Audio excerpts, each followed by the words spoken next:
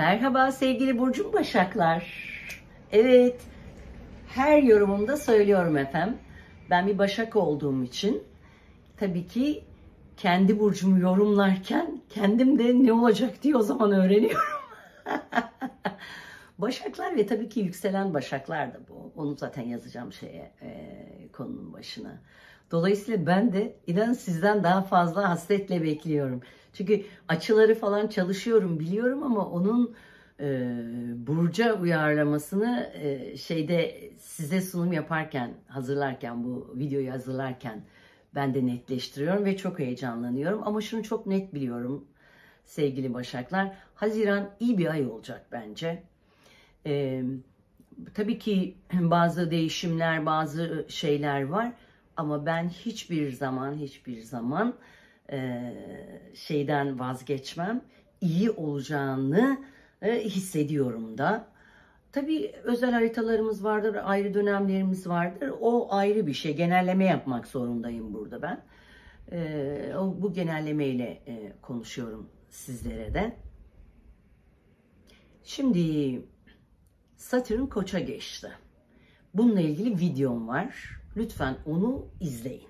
Olur mu? Satürn Koç yolculuğu 2,5 yıl süren bir yolculuk ve bunu izleyin lütfen. Ne getirecek size?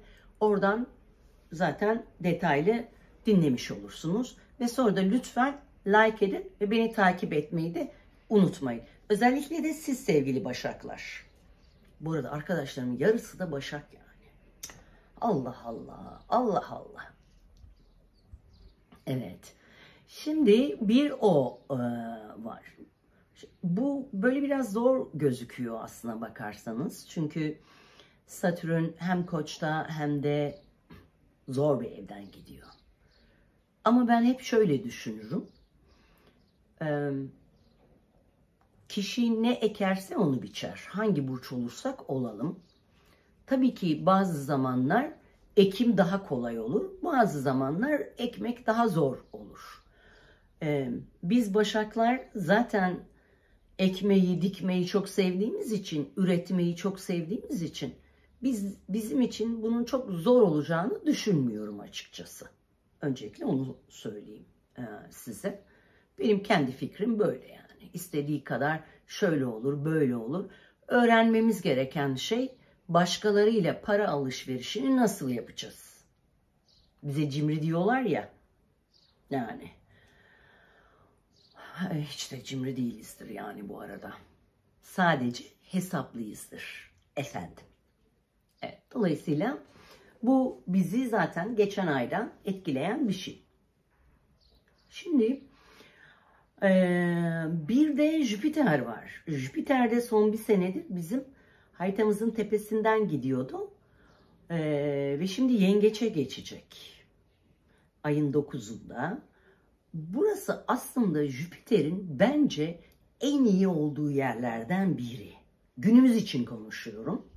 Çünkü biz teknolojiyi severiz aslında. Onu kullanabildiğimiz ve network'ümüzü, çevremizi genişletebildiğimiz, burası Joy evi çünkü. Bununla ilgili de Jüpiter videom var. Lütfen onu da izleyin ve like edin. Jüpiter burada dost yengeç burcunda bize çok güzel enerji verecek. Çünkü onlar su, biz toprağız. Toprak ve su bir arada üretmek demektir. Yani üretim dönemimiz başladı. Şimdi ayın başında, ayın birinde Venüs, Şiron, Mars'la güzel bir açı alarak bizi maddi konularda destekleyecek. Hangi maddi konular? Başkalarıyla paylaştığımız paralar, yani ailenin, eşin parası. Burada Şiron'un burada olması, Venüs'le beraber olması, küçük bir paradan bahsediyoruz. Büyük paralar değil bunlar ama bizi en azından rahatlatacak, keyif alacağımız. Çünkü biz başkalarından para almayı pek sevmiyoruz ya hani. Onu gerçekleştirebileceğimiz bir desteğin olduğunu söylüyor. Ya da eşin ya da aileden birinin maaşında bir artış olacak. O da ister istemez bize pozitif şekilde yansıyacak. Hani bize para vermeseler bile. Tamam. Ayın başındaki güzel enerji bu. Ayın 6'sında da Venüs Boğa'ya geçiyor. Yani tam da bayram zamanı. Vallahi bayramda bir seyahate mi gidilecek? Bir yere mi gidiliyor? Güzel bir süreç var burada. Çünkü Venüs kendi burcuna girmiş oluyor ve Boğa da toprak burcu bizi de çok güzel etkiliyor. Uzaklardan, yabancılardan gelecek destek, eğitimden gelecek destek, eğitim hayatı devam edenler için bu eğitimle ilgili güzel başlangıçlar, güzel gelişmeler anlamına geliyor. Ayın 8'inde de yönetici burcumuz Merkür Jüpiter'le birleşiyor. Bak Allah'ın işine. Kuvvetli muhtemel iş hayatımızla ilgili, sosyal hayatımızla ilgili güzel bir haber, güzel bir başlangıç için bir haber. Ve bu bizim önümüzdeki bir yıl boyunca da maddi anlamda da bize destek sağlayacak. Ne bileyim, yani kendi adıma açıkçası Başak olarak evet Jüpiter tepeden gitti ama bana çok da bir şey getirmedi işle ilgili. Çünkü başka gezegenler başka yerlerdeydi. Şu Mars çok kötü bir konumdaydı. Biz sevgili Başakları çok zorladı. Hiçbir şey yaptırmadı diyebilirim yani. Kendi içimizde döndük durduk. Yani eskiden ben hayatımda hiç bu kadar az çalıştığım bir dönem görmedim yani, öyle söyleyeyim size şeyde. İş gelmeme, hiçbir durağanlık falan oldu. Şimdi onu attığımız bir dönem olacak. Dolayısıyla bizim için yine çok güzel bir süreç. Merkür Yengeç'e girecek.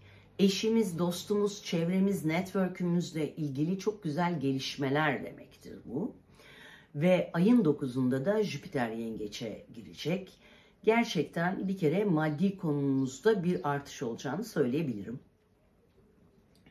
Yengeç bizi destekliyor. Bu desteğin bizim arkadaşlarımızdan, sosyal çevremizden veya benim gibi böyle YouTube yapan veya teknolojiyle ilgili bir iş yapan kişilerin buradan, yani dijitalden, sosyal medyadan kazancının artacağını, kendini daha duyurabileceğini, gösterebileceğini anlatıyor. Ve bir yıl boyunca da Jüpiter buradan bizi destekleyecek. Jüpiter'le ilgili de videom var. Lütfen onları da seyredin ve like etmeyi de unutmayın. Evet, sonra ayın 11'inde bir yeni ay var. Bu Yay burcunda. Yay burcu bizim yuvayı anlatan evimiz sevgili Başaklar. Yani ev, yuva ile ilgili bir karar verme, bir anlaşma, bir güzel bir şeyden bahsediyorum. Yani ya tamam, ben burayı artık tamamladım diyebileceğimiz, tamam ben artık bu evde oturmaya karar verdim, ben artık bu mobilyayı da aldım, evimin eşyasını tamamladım ya da ben artık ailemde şu konuyu hallettim, yuvam tamamlandı diyebileceğimiz bir dönem olacak. Ve ayın 17'sinde Mars Başak'a giriyor. Evet, Mars Başak'a giriyor. Çok güzel. Neden çok güzel biliyor musunuz? Mars Kasım'dan itibaren Aslan Yengeç burcunda çok zorladı. Herkes, ama bizi değil. Bizi biraz daha zorladı. Çünkü Aslan bizim gerimizde kalan ve Mars'ın hiç sevmediği bir alana. Ve burada bir de üstüne geri gitti Mars. Gerçekten ben bunu yaşadım ya, diyorum ya, yani Kasım'dan beri ben hiçbir iş yapmıyorum. Biliyorsunuz benim öbür işim insan kaynakları. Yani ben hayatımda 8 senedir kendi danışmanlık firmam var. 8 senedir hiç bu kadar işsiz kalmamıştım. Öyle söyleyeyim yani. Ne oluyoruz falan oldum böyle. Ha falan oldum yani. Ama tabii astroloji bilince enerjinin geride çalışması gerektiğini, biraz daha yavaş gitmesi gerektiğini, sadece akışta olmak için bunu kabul etmek gerektiğini, burada enerjiyi toplamak gerektiğini bildiğim için ben de hiç kafayı takmadım tabii. Nasılsa Mars bir gün Başak'a girecektir. Ve işte o gün geldi. Bu şu demektir. Mars Başak'a girdikten itibaren, yani ayın 17'sinden itibaren valla iş mi gelir, güç mü gelir, gene çalışırız biz. Gene üretiriz biz, gene yaparız ama bu bizi zaten mutlu eden şey sevgili Başaklar. Bunda hiç kötü bir şey yok. En büyük hizmetçi kimdir biliyor musunuz? Krallardır. En büyük hizmetçi krallardır. Bize hizmetçi burcu derler. Ben de onlara derim ki en büyük hizmetçi krallardır. Gerçek kral toplum için, kendi halkı için çalışandır. Kral oturup da emir veren tembel değildir. O yüzden ben her zaman bir Başak olarak Aslan 12. evimde egomla kesinlikle üreteceğimizi, çalışacağımızı söyleyebilirim. Evet, yoğunlaştığımız, emeklerimizin karşılık gördüğü bir sürece giriyoruz. Ve sonra Güneş Yengeç'e giriyor. Bak Allah'ın işine. Ayın 24'ü, ayın 21'i. Arkadaşlar mı gelir giderler, onlarla birlikte mi oluruz? Artık ne yaparız bilmiyorum. Bizim kazancımızda artış olur. Neden? Ayın 24'ünde Güneş Jüpiter'le beraber. Vallahi para var. Vallahi bereket var. Vallahi güzel bir şey var. Ve bu nereden geliyor? Çevremizden, network'ümüzden, arkadaşlarımızdan geliyor. Evet. Ve ayın 25'inde. En güzeli de bu. Ayın 25'inde bir yeni ay var. Yengeç burcunda.